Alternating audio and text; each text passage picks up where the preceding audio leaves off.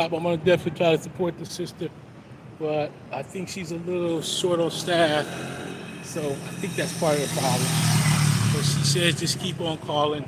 I tried to get this pedicure yesterday at this Asian shop, and then I felt bad about it for two reasons. One, it was like it was like $90 plus, and then on top of that, I had to really think about like, why would I give my money to people that don't even look like me? You know, and that money that we give to Asian people, no diss to Asian people, we never get it back in return. Never. They never shop in our community where we do actually have businesses. So I just thought about that. So anyway, I'm on, I think this is 140th Street. This is a famous street because I don't know if you guys have ever heard of this rapper named Big L.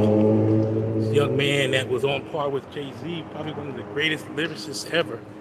And he was gunned down at a very young age based on some BS that his brother had hold. So I'm like really down the street and around the corner from where he got shot, and there's a big mural. I'll do a video. I mean, I'll take a picture of that, or I'll land it over when we get there. So anyway, I'm going to the grocery store now.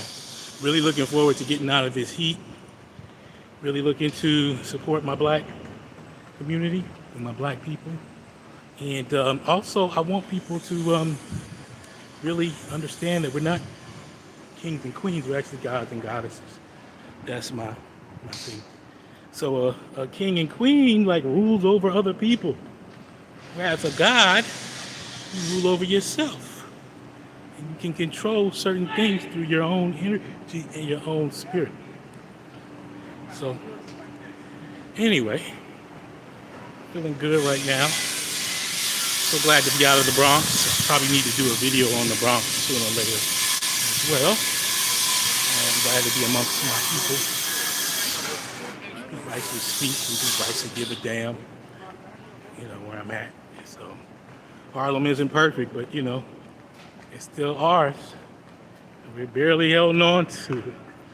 But anyway, so yeah, I did the first video. I had to cut it off because I didn't want to know if she wanted to be filmed or not. And so y'all that are checking out this video, make sure you check out the video right before it. I'm just trying to lay down a couple facts and stuff like that. Now listen, I'm going to be setting up a GoFundMe. I'm going to be setting up a Patreon. And I'm going to be working hard and hustling, doing food delivery and other activities to bring in funds because, you can't do anything free in this world. And the more free I get, the more free I can get in terms of economic freedom, the more I can present you guys with good content. And I really want to, it ain't even about the money at this point. It's really just about like black power and and us coming up and like black excellence that isn't just like black excellence because somebody's good at gymnastics, but like black excellence that like gives back to the community and helps us to raise the village. It takes a village to raise a child. So I don't have any children biologically, but I have supported a black family actually in the Dominican Republic for almost 3 years. And I heard from the young daughter today, and basically they don't have any money. The mother is having mental health breakdowns, and she put her son out, and it's just crazy stuff. So I've been supporting them for as long as I can. What's up, Yogi?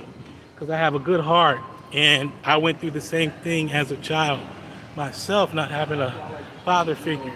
So let me just tell you, so I was supporting them, and come to find out that she has an 19-year-old son and a 12-year-old daughter, 11-year-old daughter. And we find out that the son may be he may be a result of rape. And the mother, when I confronted her or tried to speak to her about it, she was just like, she didn't want to talk, and she told me to leave her alone. But then I hear from her daughter today, and they need the rent. The rent is like $215 or something like that. And I'm to the point like I can't support you right now. I'm struggling myself. But if I had it, I would do it just to support the daughter. Anyway, this is the thing for Big L, one of the greatest lyricists we ever had. You can go on YouTube and check out some of his stuff. But he was right up there with Jay-Z. He did this battle with Jay-Z, and Um, I think you can beat them better than them.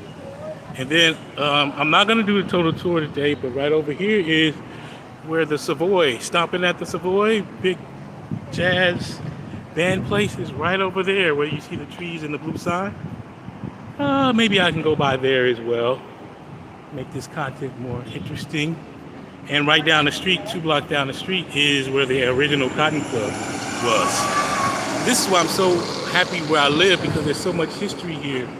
And I wasn't even planning on doing like the tour thing of Harlem, but since I'm here, why not?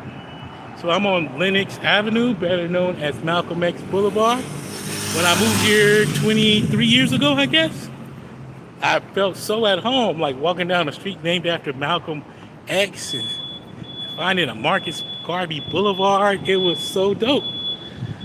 So I'm here, James Baldwin used to live in this area. I think Iceberg Slim or Donald Goines lived in this area. Like I said earlier, Duke Ellington lived way up, but not too far from here. So anyway, I'm going to show this. This is the Savoy Park. I love to live in this complex or area. We'll see what happens. Pray for me. And I'm coming up on where the Savoy. You guys can Google stopping at the Savoy, YouTube stopping at the Savoy. And this is the original place. Here once stood the legendary Savoy Ballroom, a hothouse for the development of jazz in the swing area. Visually dazzling and spacious, the Savoy nightly featured the finest jazz bands in the nation.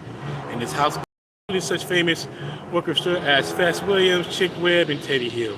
The great dancers who appeared on this block-long floor ranged from professionals like Whitney Lindy Hoppers to everyday Harlemites. During a time of racial segregation and strife, the Savoy was one of the most culturally and racially integrated of the institutions, and its fame was international. It was the heartbeat of Harlem's community and a testament to the indomitable spirit and creative impulse of African Americans. It was also a catalyst of innovation for dancers and musicians blended, where dancers and musicians blended influences, forged new, widespread, long-lasting traditions in music and dance. Whether they attended or not, all Americans knew the meaning of stomping at the Savoy. Ain't that dope, fam? Now, I ain't got time because it's so hot. But right down the street is where the Cotton Club is, and I will go there next time. But I wanted to give you guys just a little bit of history of Harlem, and it's so beautiful, so great, man. So I'm gonna do some more tours like this, black neighborhoods, not just Harlem. I'm gonna head over to Bed-Stuy, Brooklyn, and other black neighborhoods and do that. So if anybody's interested, man, I do have a Cashapp. I'll put that down there. It's my name, Sumumba@mail.com, or ThePearlProject. Just check back in a few minutes. I'll put some links to that if y'all want to support that project. The more money I can make, the more money I can raise, the more time that I'll have to be out here on these streets, man, giving y'all the history of Harlem. And I would definitely recommend anybody that like is thinking about coming to New York, come to Harlem.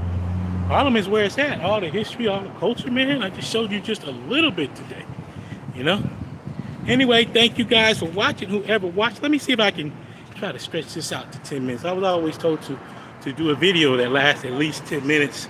I have to get my views up so I can also get monetized. I'm at like 420 hours, and I think you need 4,000 hours.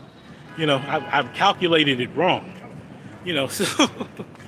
So anyway, it's just so hot, and I'm going into this grocery store right now, and I can't wait to step in and feel this AC coming in. And I'll take you guys with me because I'm trying to make this video go at least 10 minutes. All right. How you doing? All right. So anyway, I thought they could take my bag.